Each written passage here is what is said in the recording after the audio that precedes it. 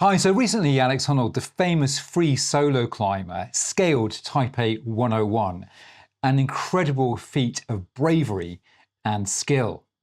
Now, I've actually scaled Taipei 101 myself, although in my case, I took the elevator. In my 20s, I used to really enjoy climbing, although I never really conquered my fear.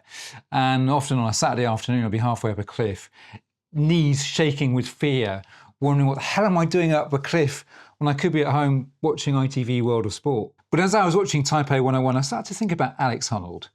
Is his brain wired completely differently, or is there something else going on? So of course in humans, the amygdala is part of the brain that primarily is responsible for triggering fear and the flight or fight response. In 2016, a group of researchers actually took MRI scans of Alex Honnold's amygdala and exposed him to a series of stimuli and compared his response to those of more typical climbers and found that his amygdala had very low levels of activity.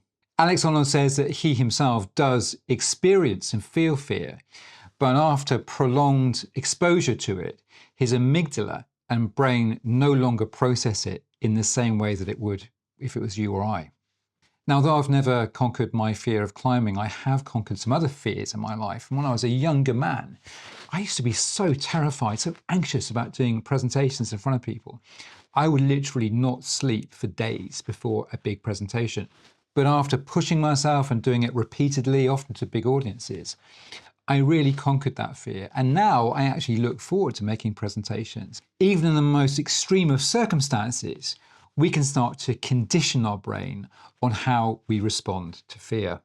So as the neural researcher that carried out MRI scans on Honnold says, with gradual repeated exposure to what you fear, any one of us might muster courage that we didn't know we had. So a question for you, what will you do in 2026 to start to conquer maybe a fear that you have, either in your personal or your business life? I'd love for you to let me know.